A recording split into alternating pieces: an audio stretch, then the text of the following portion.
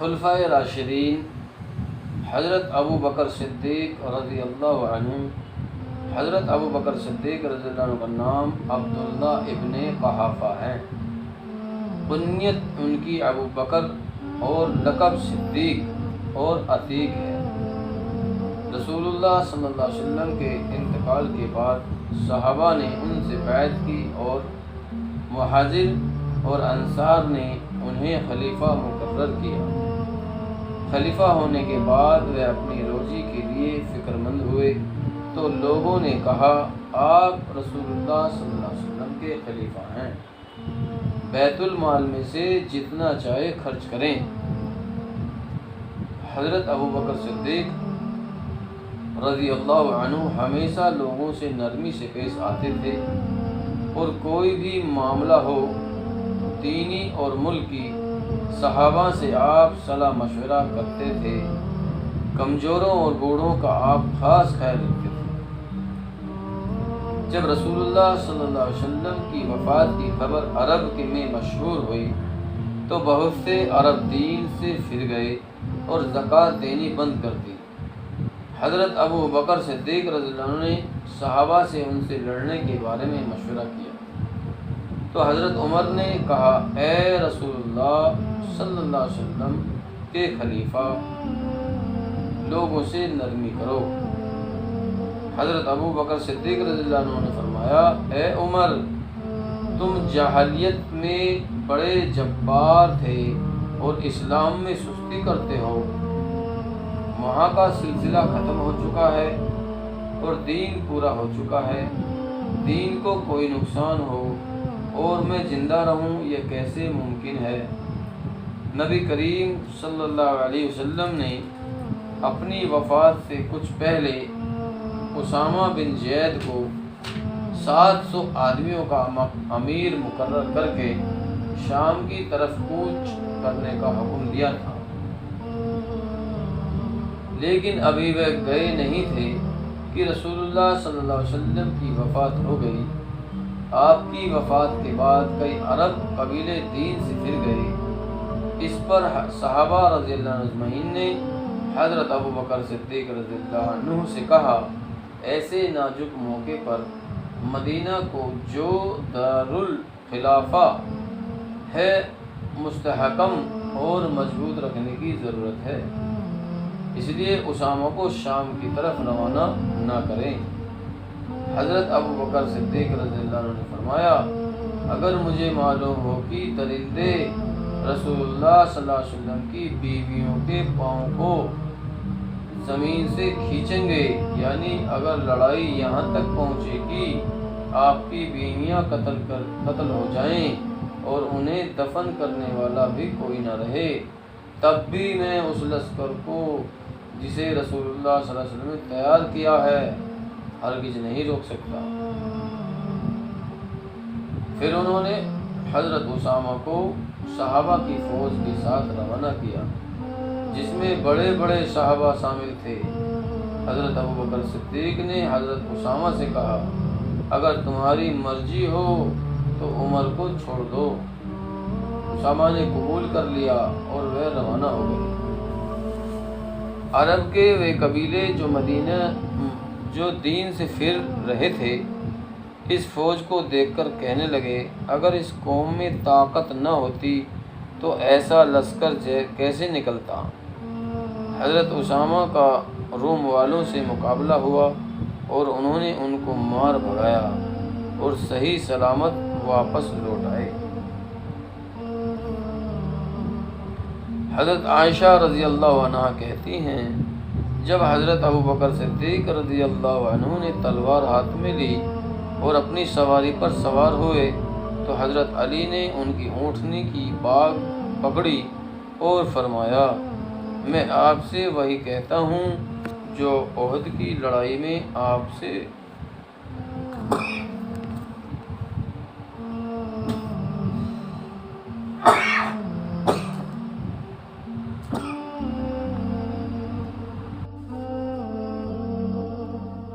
سے وہی کہتا ہوں جو احد کی لڑائی میں آپ سے رسول اللہ صلی اللہ علیہ وسلم نے فرمایا تھا کہ تلوار میان میں کرو اور ہمیں اپنا دکھ مت دکھاؤ۔ خدا کی قسم اگر تم پر کوئی مصیبت آئی تو اس کے بعد اسلام کا کچھ انتظام نہ ہوگا۔ حضرت ابو ہریرہ کہتے ہیں کہ جب حضرت ابو بکر خلیفہ نہ ہوتے تو کوئی خدا کی عبادت نہ کرتا۔ اسلام کے لیے سب کچھ قربان حضرت ابو بکر جب اسلام لائے تو ان کے پاس 40,000 درہم تھے۔ انہوں نے جب خدا کی راہ میں کر دیا،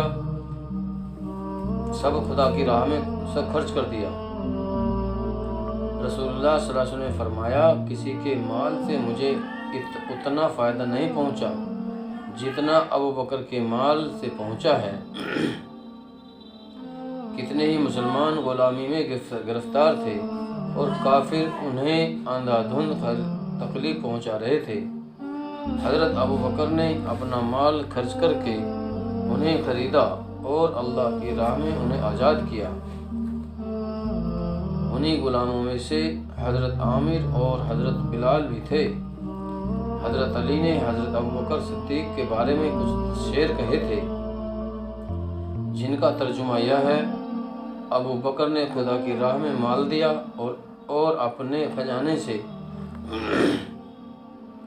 بلال کو آزاد کیا اور ہر فضل کے ساتھ نبی کی غم خواری کی اور اس کے حکم پر تیزی سے دوڑے اور انکار نہیں کیا۔ اگر دریا گجب میں آئے تو اللہ باقی نہ رکھے اس میں ملال۔ عالموں نے کہا ہے کہ حضرت ابو بکر میں 5 فضیلتیں ایسی ہیں کہ کوئی دوسرا ان کا شریک نہیں۔ ایک تو سنیسنین فی الغار، یعنی غار ثور میں حضرت ابو بکر رسول اللہ کے ساتھ رہے۔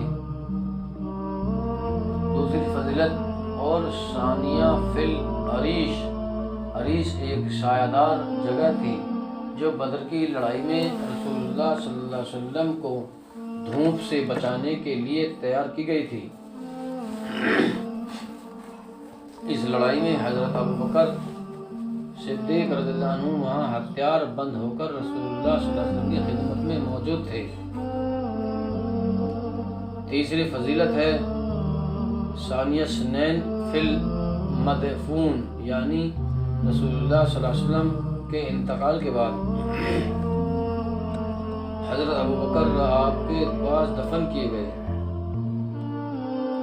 چوتھی فضیلت یہ ہے کہ اللہ کے رسول نے کسی صحابی کے پیچھے حضرت ابو بکر کے سوا نماز ادا نہیں کی۔ اور پانچویں فضیلت یہ ہے کہ حضرت ابو بکر کے ماں باپ اولاد سب صحابی تھے۔ یہ بات کسی صحابی کو حاصل نہیں ہوئی۔ حضرت ابو بکر فرماتے ہیں تم اپنا سدھار کرو گے تو لوگ تمہارے لیے سدھار کریں گے، اور آپ کا قول ہے کہ ہمارے لیے صبر کے ساتھ مصیبت نہیں اور بے قراری میں کوئی فائدہ نہیں۔ حضرت ابو بکر نے اپنی خلافت کے پہلے ہی مال ان تمام قبیلوں پر فوج بھیجی جو دین سے پھرے جا رہے تھے، اور اس میں ذرا بھی سستی نہیں کی۔ ملک بحرین فتح ہوا اور کئی دین سے نکالنے پھرنے والے قبیلے مسلمان ہوئے۔ خلافت کے دوسرے سال ابن حارث شہبانی جو بڑا رئیس تھا حضرت ابو بکر کے پاس آ کر مسلمان ہوا۔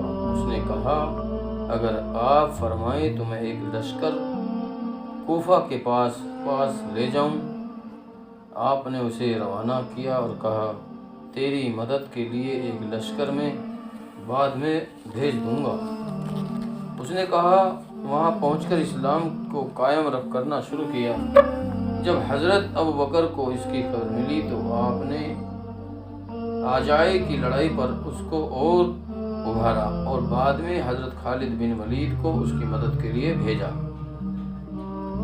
حضرت خالد بن ولید 10,000 سوار لے کر کوفہ، عراق اور عرب میں پہنچے۔ وہاں کے سردار مقابلہ نہ کر سکے اور صلح کر لی اور ہر سال اچھی خاصی رقم ادا کرنے کا وعدہ کیا۔ اس کے بعد حضرت خالد نے صلح کی خبر حضرت ابوبکر کو دے دی اور کسریٰ کی طرف بڑھے اور ہرموج کے ساتھ، جو کسریٰ کی طرف سے حاکم تھا، مقابلہ ہوا۔ ہرموج مارا گیا اور اس کے ساتھ سامان و مسلمانوں پر کا قبضہ ہو گیا۔ صرف اس کا تاج 1,00,000 درہم کا تھا۔ بہت سا مال غنیمت اور لونڈی غلام مسلمانوں کے ہاتھ آئے۔ دوسرے دن انہوں نے 5واں حصہ مدینہ روانہ کیا اور باقی مال لشکر میں تقسیم کر دیا۔ ہرموج کے قتل کی خبر حوازن کے امیر کو پہنچی، جو کسریٰ کے حکم سے 50,000 آدمی لے کر آ رہا تھا۔ حضرت خالد بن ولید رضی اللہ عنہ یہ خبر سن کر آپ کی طرف بڑھے اور آخر میں مقابلہ ہوا، جس میں مسلمان غالب رہے۔ بہت سامان، مال اور لونڈی غلام مسلمانوں کے قبضے میں آئے۔ حضرت خالد نے مال غنیمت کا 5واں حصہ اور فتح کی خبر مدینہ بھیجی۔ سب کو بڑی خوشی ہوئی اور خالد کے حق میں دعا کی۔ روم کی طرف ہجرت کا 13واں سال شروع ہوا تو حضرت ابوبکر صدیق رضی اللہ عنہ نے مسجد میں ایک خطبہ دیا اور لوگوں کو جہاد کے لیے ابھارا اور کہا، روم کے مقابلے کی تیاری کرو۔ پھر 4 امیر تیار کیے گئے اور ہر ایک امیر کو ایک ایک ملک کی مہم پر روانہ کیا۔ عمرو بن عاص کو فلسطین میں اور عبیدہ کو حمص میں اور ابن ابی سفیان کو دمشق میں اور شرحبیل کو اردن میں نامزد کیا اور خدا سے ڈرنے اور امانت میں خیانت سے پرہیز کرنے کی تاکید کی اور فرمایا، جب تم سب ایک جگہ رہو تو لشکر کے سردار ابو عبیدہ ہوں گے اور جب الگ الگ رہو تو ہر ایک اپنے لشکر کا امیر ہوگا۔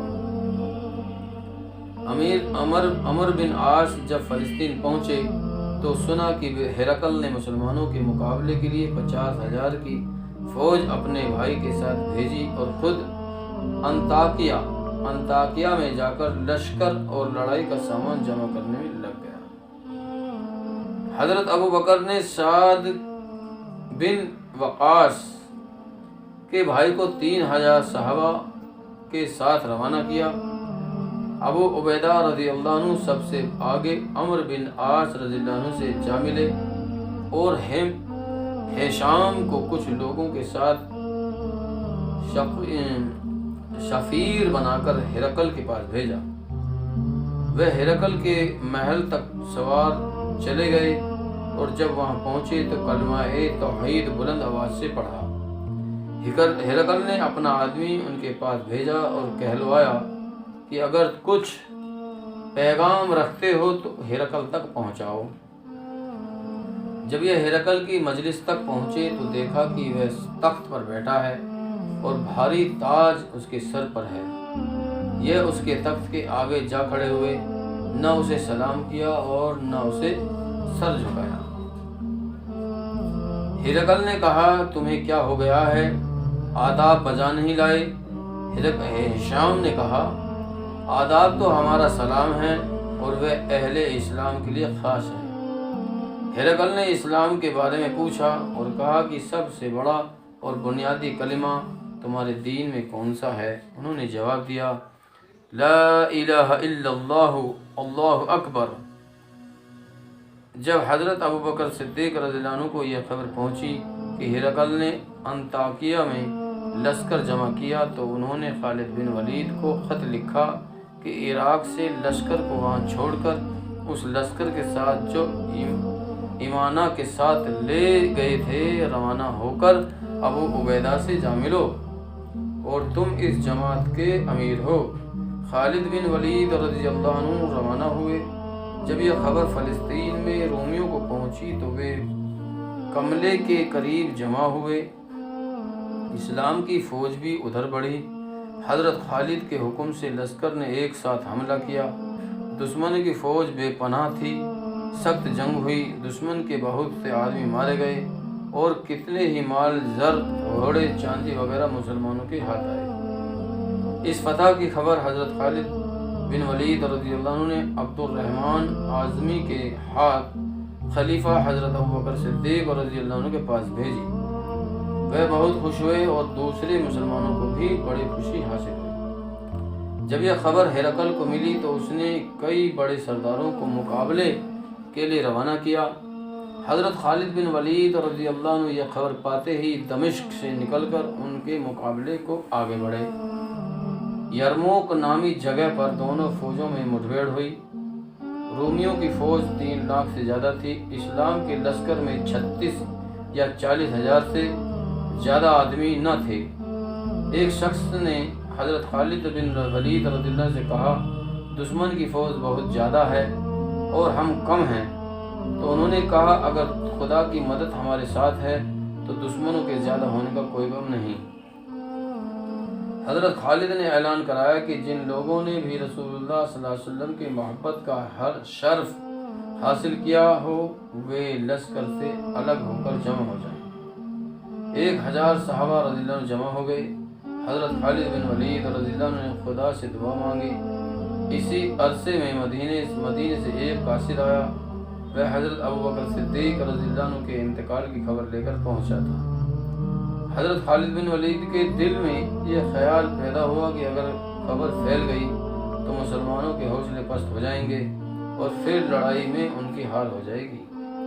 قاصد سے حضرت ابوبکر صدیق رضی اللہ عنہ کی بیماری کا حال پوچھا تو اس نے کہا، ٹھیک ہے، اور تمہاری مدد کے لیے 12,000 آدمی پہنچ رہے ہیں۔ اس سے مسلمانوں کو بڑی خوشی اور طاقت حاصل ہوئی۔ پھر حضرت خالد بن ولید رضی اللہ عنہ نے تنہائی میں قاصد سے پوچھا، خلیفہ کون مقرر ہوا؟ قاصد نے جواب دیا، عمر بن خطاب رضی اللہ عنہ۔ حضرت خالد بن ولید رضی اللہ عنہ نے کہا، شاید مجھے سرداری سے الگ کر دیا ہو۔ قاصد نے کہا، ہاں، تم الگ ہو گئے ہو اور اس لشکر کے امیر ابو عبیدہ مقرر ہوئے ہیں۔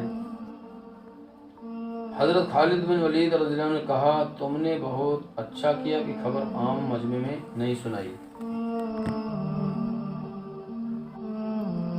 پھر وہ رونے لگے اور کہا، خدا تو سب جانتا ہے کہ میں نے لڑائیاں مال اور عزت کے لیے نہیں کی بلکہ صرف تیری خوشی کے لیے کی ہے۔